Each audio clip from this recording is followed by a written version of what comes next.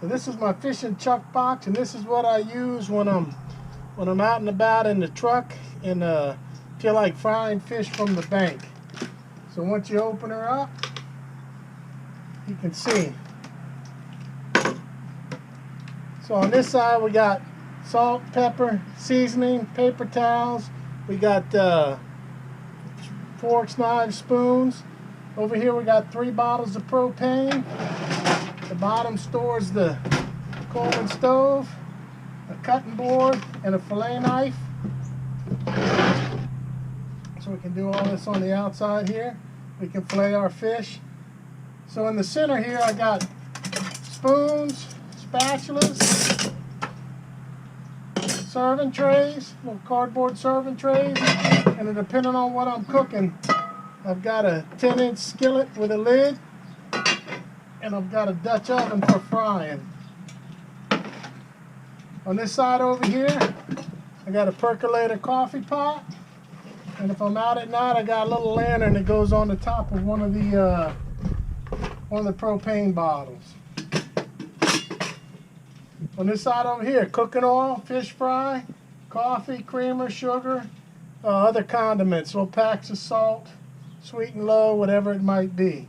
So this is my fishing chuck box. This is for when I'm out and about and want to fry fish from the bank.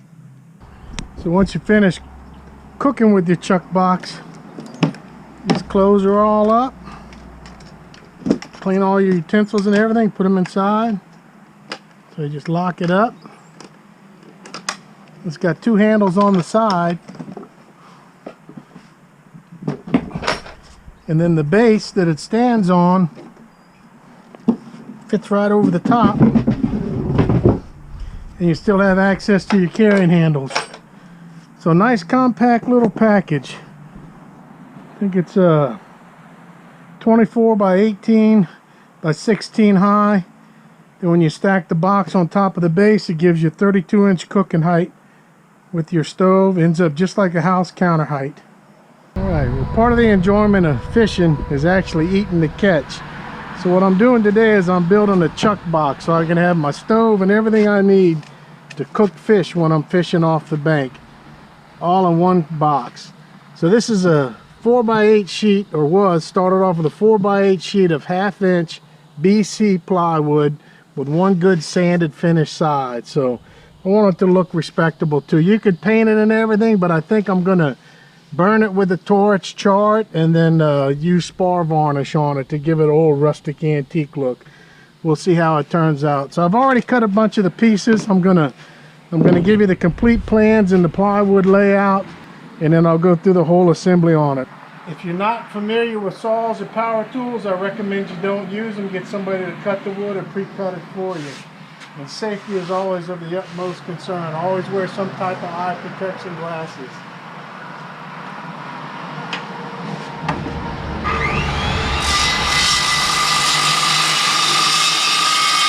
So once you got all your pieces pre-cut, cleaned up a little bit, line the grains up the way you know you want them. You want to pick out good grains to be facing out and make sure there's no voids on the end grains that are going to be facing out. So once you got them to that stage, it's time to start assembling the project. So you can use any kind of nail you want, a rounded head nail, a finished nail, whatever. I happen to have a whole bunch of bronze monel ring shank boat building nails from old boat projects, and since this has a fishing theme, a boat building nail will be perfect.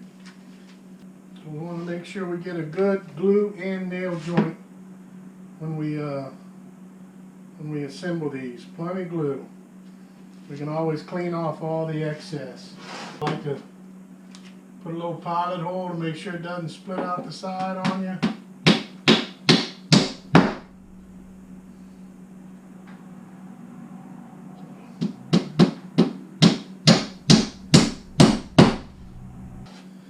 This is a good BC finish exterior grade plywood. The only difference between this and marine plywood is marine plywood in theory doesn't have any voids in it. But I've bought lots of marine plywood over the years. But building boats, it does have voids in it. A good sanded BC grade is just as good for this type project. because I'm going to put a good finish on it and multiple layers of spar varnish. I'll do a real good glue joint.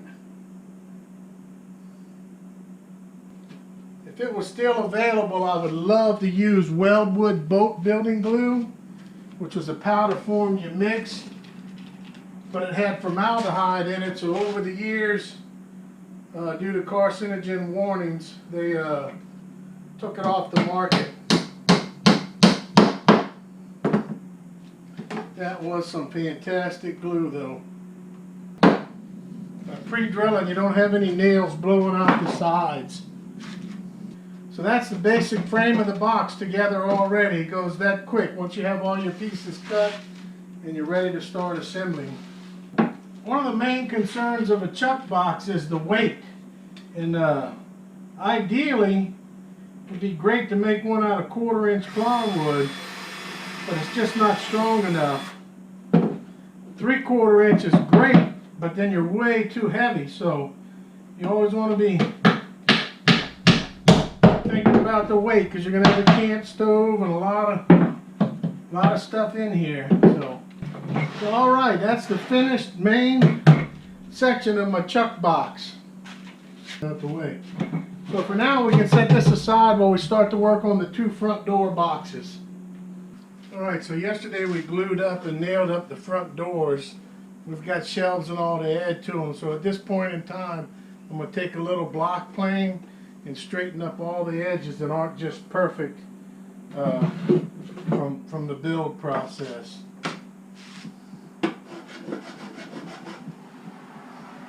Okay, we're making a lot of progress on our box. Here's our 2 front doors. What I decided to do is to make the left side a paper towel holder. So I drilled a hole in the top, put another plate in the bottom with a hole in it, and I'll be able to take this PVC pipe and have paper towels. I'll put a partition here. On this side, I don't know exactly how I'm going to lay it out yet.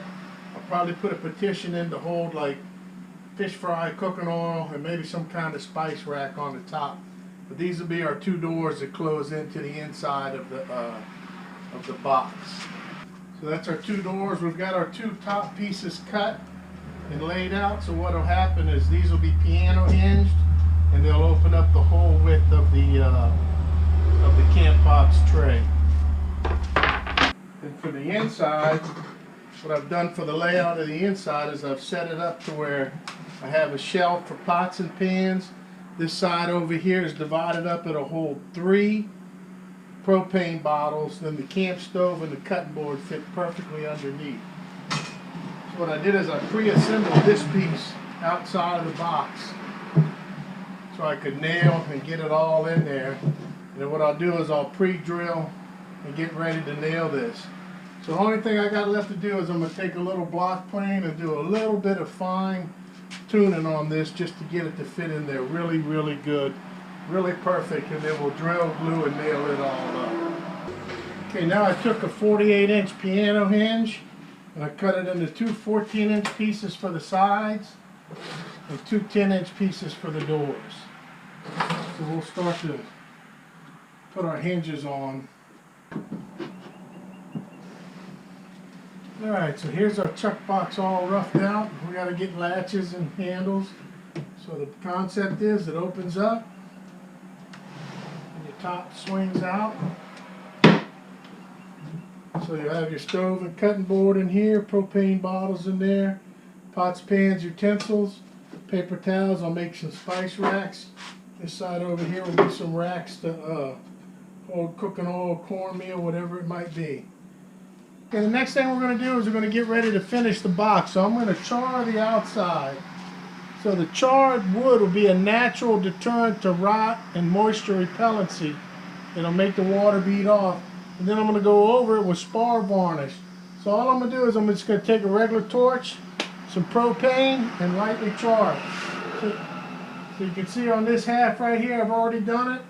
Over here I have it. So I'll just light my torch. You can see once it starts to char, just move up.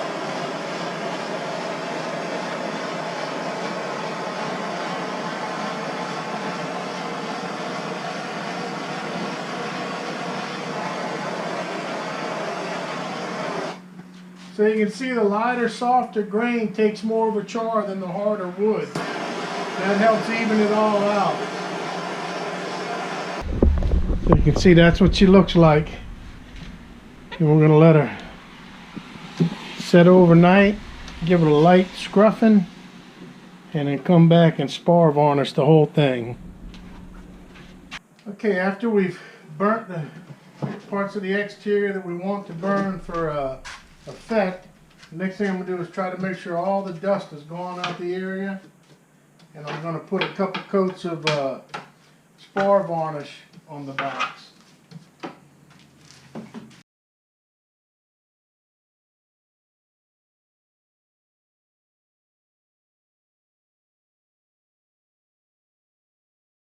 So what I'm going to do today, I'm going to blacken some speckled trout and redfish outside. I'm going to use my Chuckbox. So here we are, smoking hot.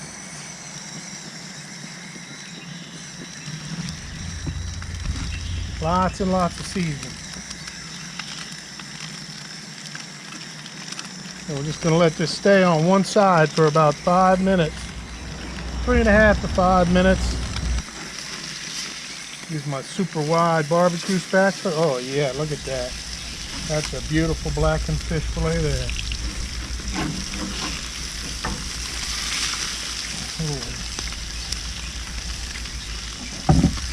Ooh. Okay, let's see what these big specks look like on the other side now.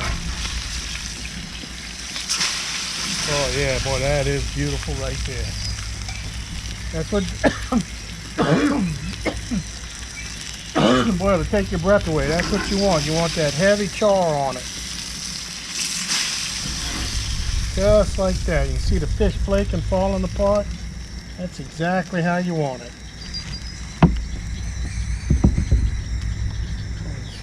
It's not burned, it's just blackened.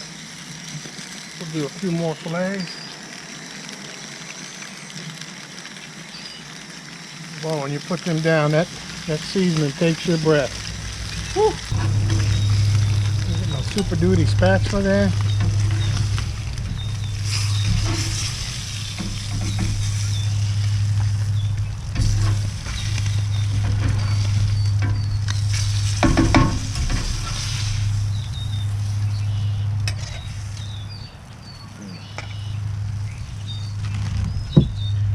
Blackened speckled trout.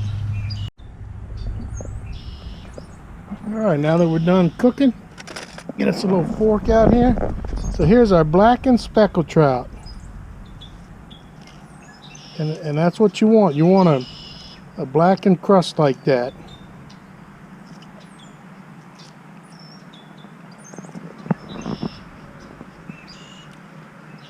Boy, that is good. And it's not burnt, that's just the seasoning's taking color.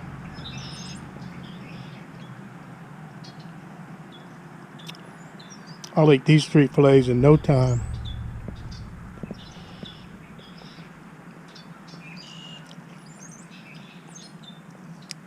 And if you catch enough fish, you don't need a side dish. That's one of my favorite jokes. French fries are for people who don't catch enough fish. So blackened redfish and blackened speckled trout. Do it outside, or you'll have a smoky mess in your house.